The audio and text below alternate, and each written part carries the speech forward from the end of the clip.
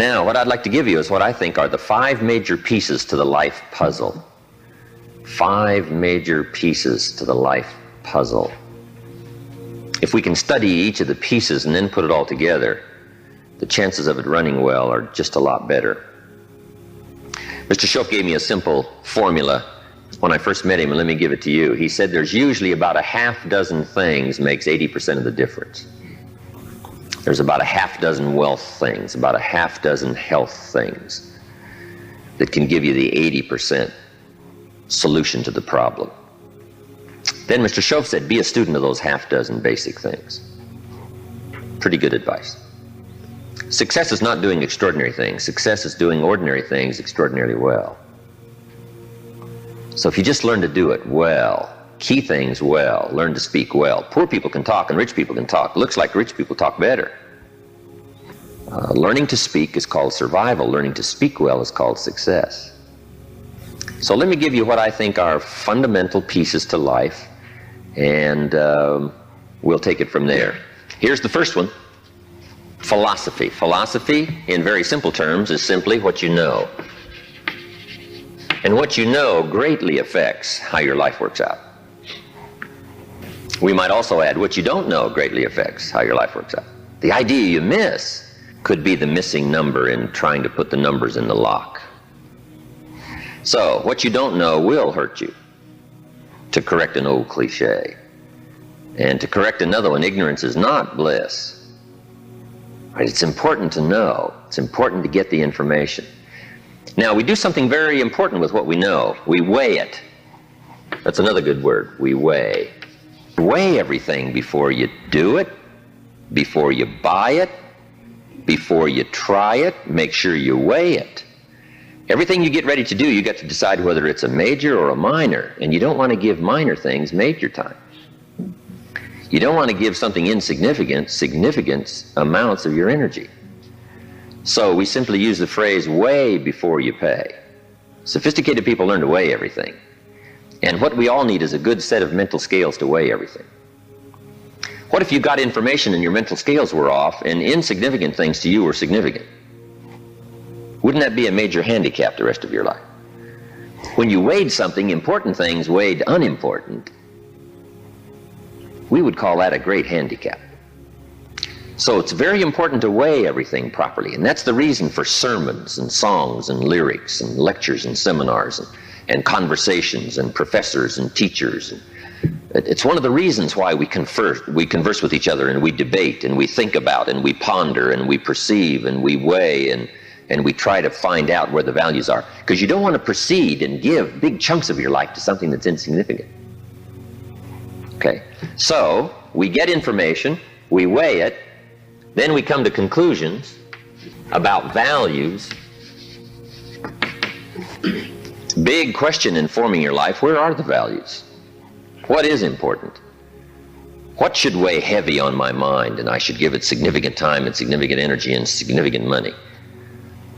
Shoaff said to me, poor thinking habits keeps most people poor.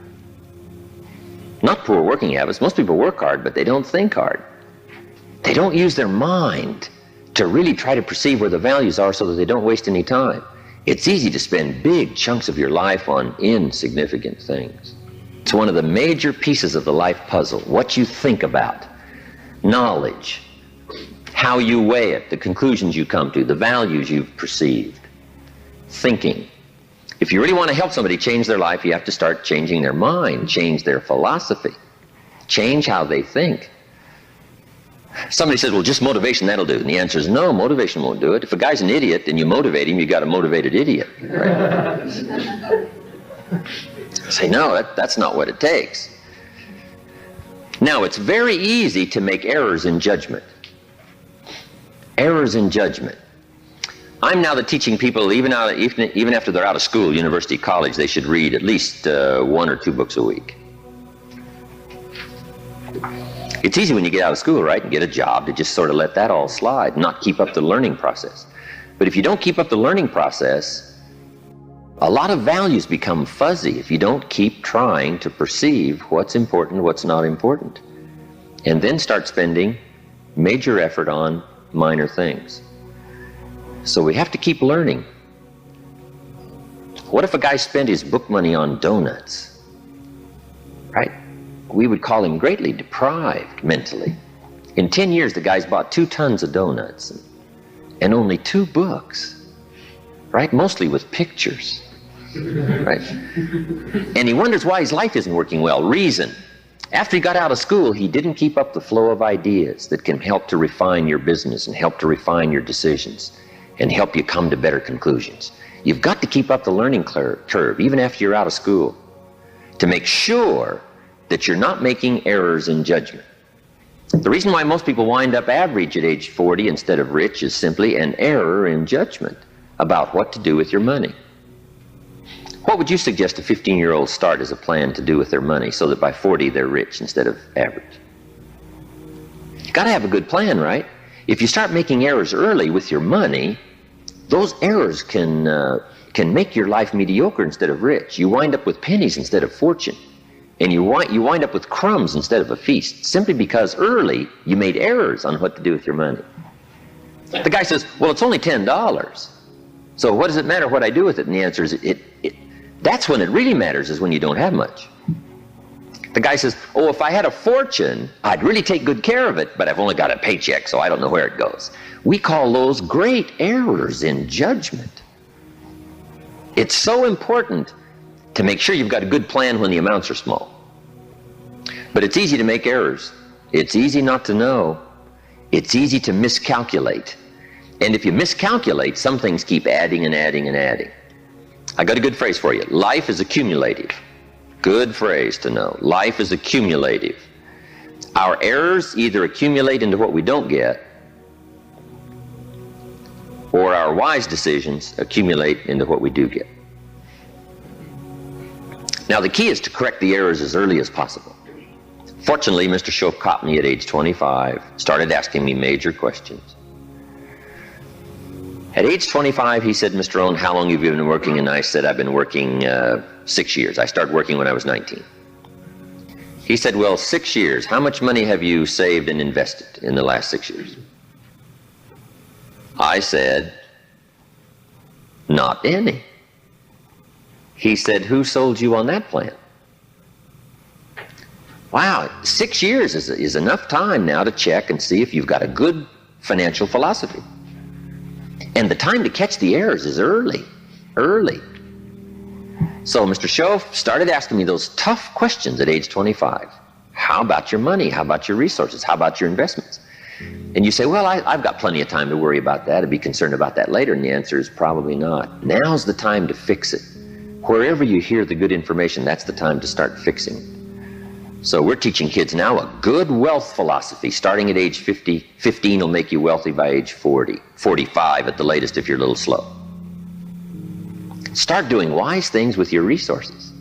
When would you suggest people should do wise things with their resources? Answer: as soon as they get the better information. Now, you can't do what you don't know, but the key is to keep learning so that good ideas keep occurring to you. Now you can do more wise things. Okay? But philosophy is where it all begins, what you know. Now, to know wise things, you simply have to study, as you're doing. Keep up the reading, keep up the conversations, keep up the listening to lectures, keep going through the information, keep stashing it away, taking the notes, right? There's no better way to adjust your philosophy than to have a continual flow of ideas. But that's the first piece of the life puzzle, philosophy. Now, here's number 2. Philosophy determines attitude. Attitude is simply how you feel. First, what you know sets the sail of your life. Now, how you feel starts taking you there. Attitude. Now, there's all kinds of ways to feel, right? You can feel good or you can feel bad.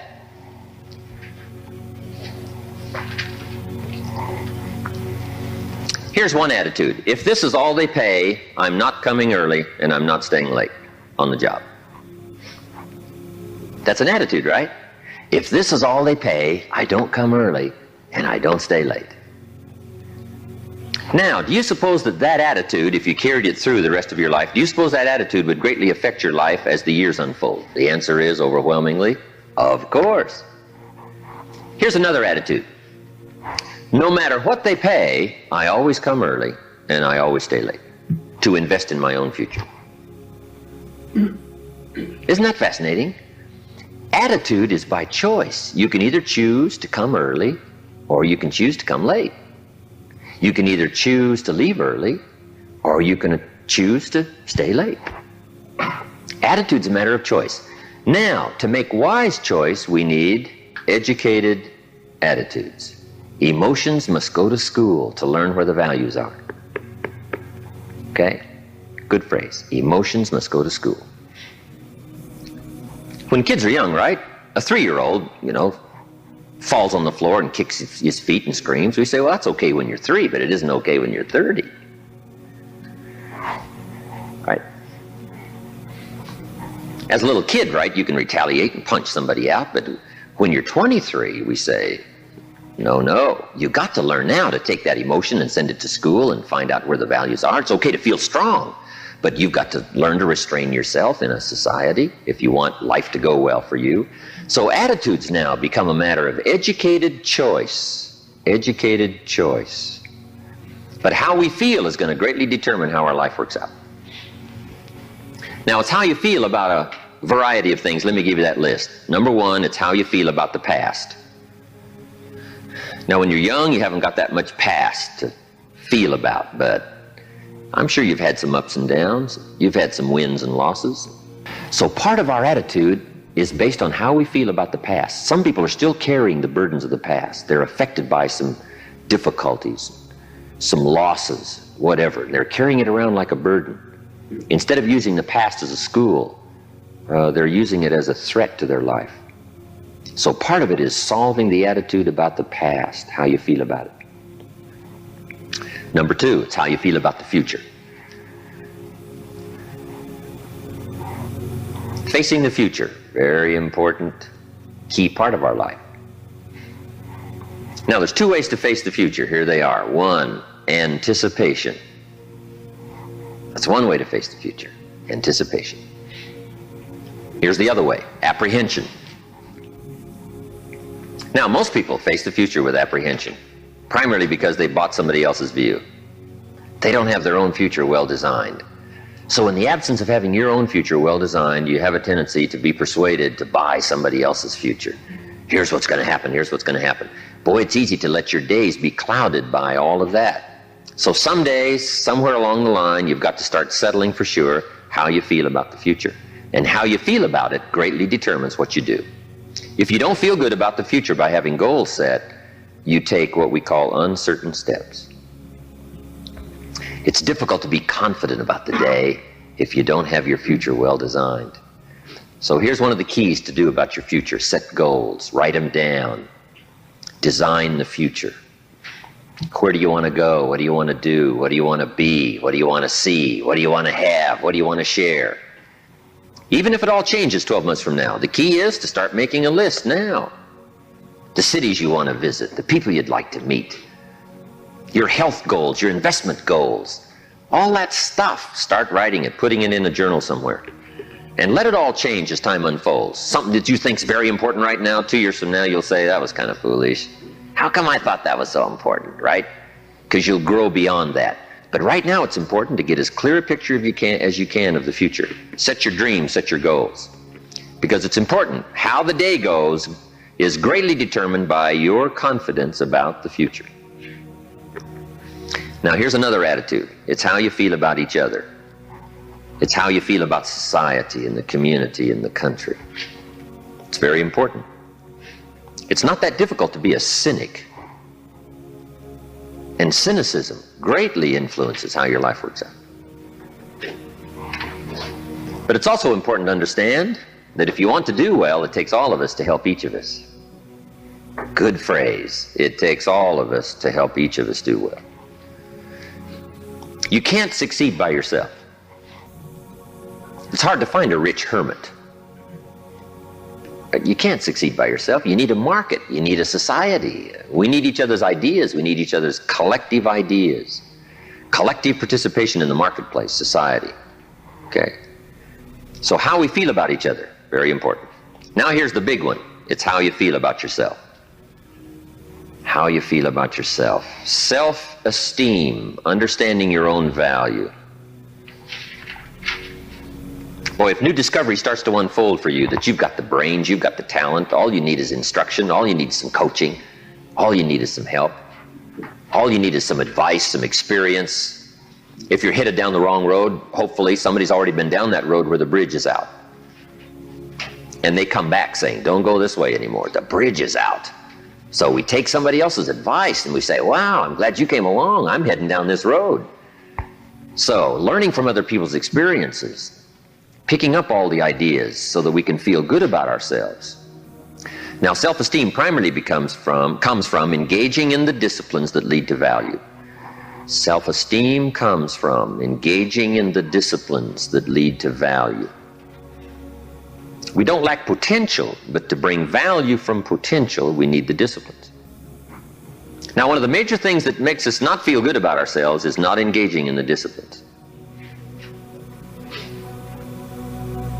If you keep letting yourself off the hook, or just ho-humming it and letting it all slide, then you don't feel good about yourself. Best is the ant philosophy, right? To feel good about yourself, do your best. Gather all you can during the summer. We call that the ant philosophy. Ants don't settle for half. They go for all. All you possibly can. Do the best you can. It's the greatest lift of self-esteem is doing the best you can. Okay? So attitude plays such an important part in the 5 pieces of the life puzzle. Now, what's next? Number 3. First is philosophy. Second is attitude. Philosophy and attitude determines activity. Activity is what you do. Key phrase, success is a doing. You actually now have to do it. It seems as though God has designed that the major part of the value of our life is left to our own mental genius. You've got to decide what you want to become. Then you simply have to go do it, engaging in the disciplines. Now, the activity part is so important. How hard should you work when you get ready to labor, when you get ready to try to be successful in the marketplace? How many days should you spend? How hard should you work? Well, let me give you an Old Testament phrase to consider. It says, 6 days activity, 1 day rest. Now that's called a philosophy on activity. Right? What should be the ratio of rest to activity? Old Testament suggests 6:1. Now I know that goes back a long ways. Some people said, no, 6:1's old-fashioned. 5:2 is better. Well, you got to take a look at 5:2 and see if it's okay. You don't just want to buy somebody's philosophy without seeing if it leads to fortune, and if it leads to unique things, wonderful, it's probably good. But you have to check out if 5:2 is okay. Would 4:3 be better? I don't know. You got to check everything. I do know this, good phrase, don't rest too long. I got a good point for you. Make rest a necessity, not an objective. The objective of life is not to rest. The objective of life is to accomplish, to growth, full accomplishment, test the outer limits of your abilities. That's what life is all about. See what all you can do. That's what life is all about. See what you can do with the seasons and the soil and the seed. See what you can do with your brains. See what you can do with your talent and your gifts and your skills. That's what life's all about. See what you can do. Now, we need rest, but you must make rest a necessity, not an objective. If you make it an objective, you start falling into what we call the average syndrome, right? People who live mediocre lives are always looking forward to getting off. Successful people are always looking forward to getting on. Successful people don't want off. They want on. They want to get on with the job. They rest only enough to gather strength. So consider that in your argument, in your debate on how hard should you work. Let me give you another Bible philosophy. My parents made sure I was a pretty good scholar by the time I was 18. And I'm an amateur on the Bible. But here's another good philosophy. Whatever your hands currently find to do, do it with all your might. Whatever you're doing, Do it with all your might. We call that philosophy on activity. How hard should you work? As hard as you can in the time allotted to labor. In leadership, management, lectures we teach, when you work, work. When you play, play. Don't play at work. And don't work at play. Right? Make best use of your time. When you're working, pour it on. And when you're playing, have a good time. But don't play at work. Okay? So, activity, very important piece in this whole life puzzle in working. So, you've got to test how hard you can work. Part of it is physical, your own physical limitation. Some people can take 14 hours, no problem. Some people 10 stretches pretty much their physical limitation. So everybody has to sort of decide how hard you can work, how much time you can put in. When you come to university, right, you got to sort of find out how much workload you can handle, how many classes can you go through, how much can you unravel, how many study hours do you need, how much effort have you got, when are you going to run out of gas, right, and you need to replenish the supply. So we all have to study our own activity habits. But let me give you what I think is the best philosophy. It is simply do the best you can. In activity, we call it doing your best. A man asked me one time, he said, I'm making about $50,000 a year, isn't that enough? What would you tell somebody? A businessman said to me. He said, my kids aren't starving, and he said, I got my bills paid, and he said, we're doing pretty good, and I'm making about $50,000 a year. Isn't that enough? He asked me. What do you suppose I told him? I said, yes, it's enough if it's the best you can do. We don't call an amount enough. We call your best enough. I said, if you're capable of making $500,000 a year and you make $50,000 a year, we call you loser. And we don't call you loser because of the difference between 50,000 and $500,000. We call you loser because you're not doing your best. If you do your best and you make $10,000 a year, that's enough. If you do your best and you make $1 million a year, that's enough. Enough is not the difference between 10,000 and $1 million. Enough is simply doing the best you can. So that's the key to the good life. When the day is finished, if you say, did I do my best? And if I'm not doing my best, why not? Have I got some errors in my philosophy that says, hey, half effort's okay, just slide by, ho-hum it, cross your fingers and everything will work out, hopefully. Say, no, I don't want to take those kind of chances. I don't want to drift. Okay? So activity. Just put a big question mark on activity and say, here's a major piece of life to keep checking. Make sure I'm doing my best. That's all I require, my best. A group of psychiatrists asked me to come and lecture for them in Los Angeles one time, which I thought was interesting, since I only went to 1 year of college. And then in the middle of my lecture, I had the audacity to say, ladies and gentlemen, let me tell you what I think most messes with the mind.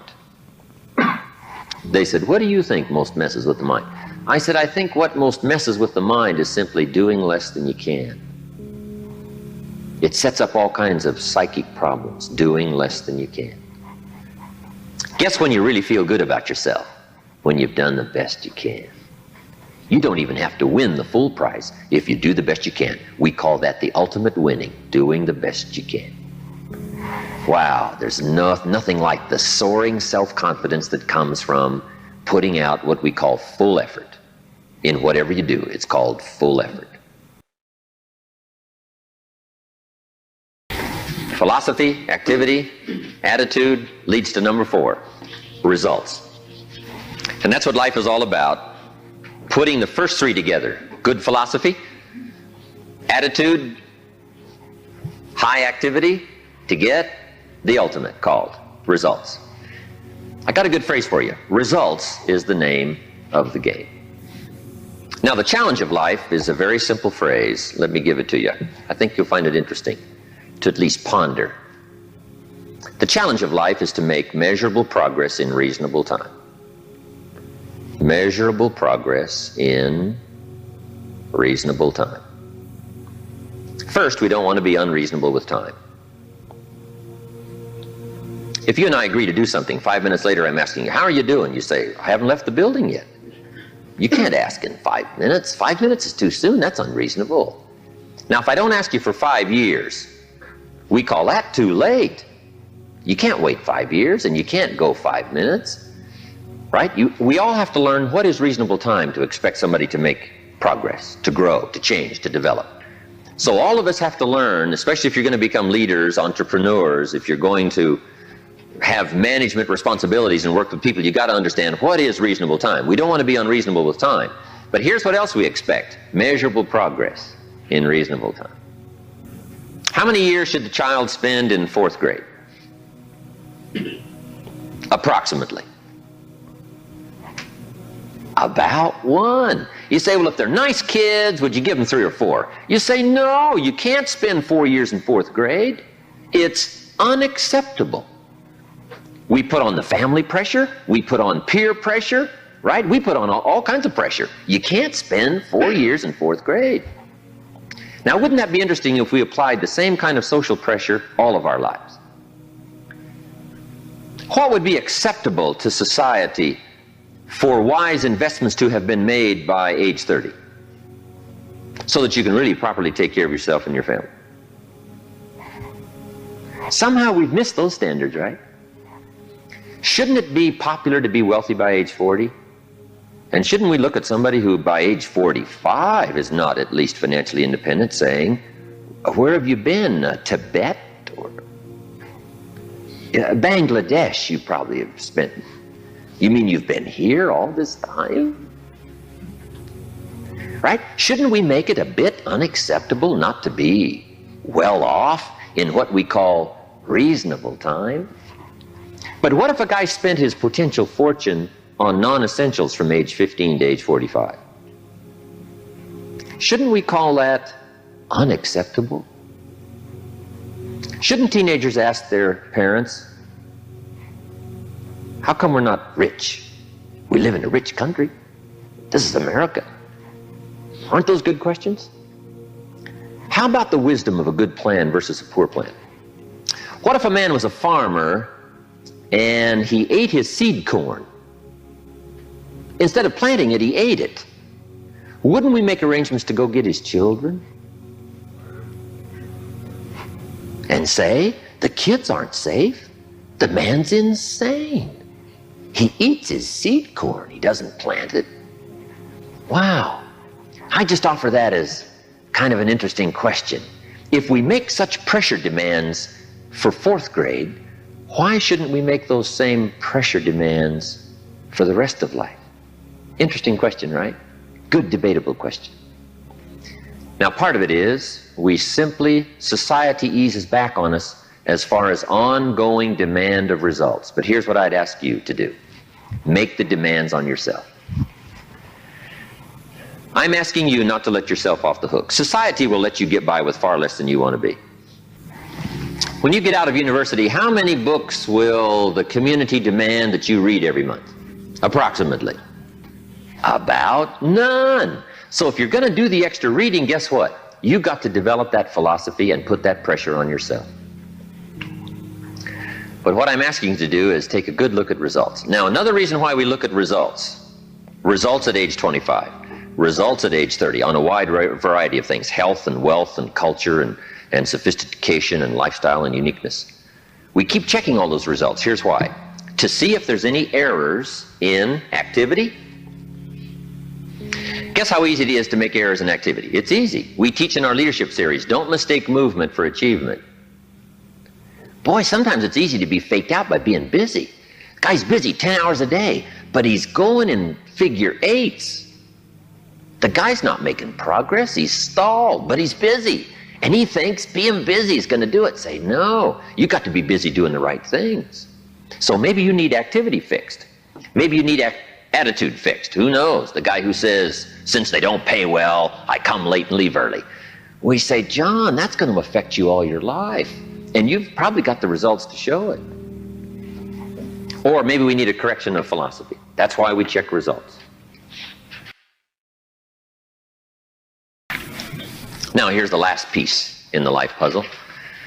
It's called lifestyle. Lifestyle is simply how you choose to live. We call lifestyle the genius of living well, Now, here's what's exciting about lifestyle. As a subject of one of the major pieces of the life puzzle, all of us can choose, especially in this country, all of us can choose how we wish to live. Guess what you can get from your money? Joy or animosity? However you wish to live. A father takes a $10 bill and wads it up and throws it at his son and says, if you need the darn stuff that bad, take it. We call it money without style. The father's got the money, but he doesn't have the style. He studied economics, but he didn't study happiness. So let me give you the phrase. Happiness is an art, not an accident. Some people have figured out things economically, but they haven't figured out lifestyle to live well. Culture is a study. It's not an amount. Somebody says, if you have an amount of money, you'll be cultured. And the answer is no. Cultured is a study. Culture is a refinement of the mind. To be cultured, you must study culture and practice culture. Money doesn't solve the culture challenge. Money doesn't solve the happiness challenge. To be happy, you got to study and practice happiness. And Mr. Shove taught me all the simple ways to get joy from substance. A sophisticated gentleman knows that a rose on time is more valuable than a $1,000 gift too late. It's not the amount that counts, it's the genius that counts. It's the ideas that count. So here's what I'm challenging you to do. How to be happy with what you've got while you pursue what you want. And I'll give you time to make a note of that phrase because I think it's so important to wrap it up. How to be happy with what you've got while you pursue what you want. So I would challenge you in the last piece of the life puzzle, find ways to live uniquely. Now, if you look at your life on all these 5 pieces, this is why I'm asking you to just go back through and review these notes. How am I doing on philosophy? Are there some things I don't know? Am I making some errors in judgment that's going to bring me to no good end, right? 3 years from now, 5 years from now. Key phrase, 10 years from now you will arrive. The question is where? Good question, where? And the follow-up is, now's the time to fix the next 10 years. Now's the time to fix the next 10 years. And hopefully with the discussion of these 5 subjects, we've given you some viewpoints, at least from my experience. And hopefully I've done a little coaching here today, and you can take these subjects and debate them and talk about them and think about them, and they'll help you with life in the future.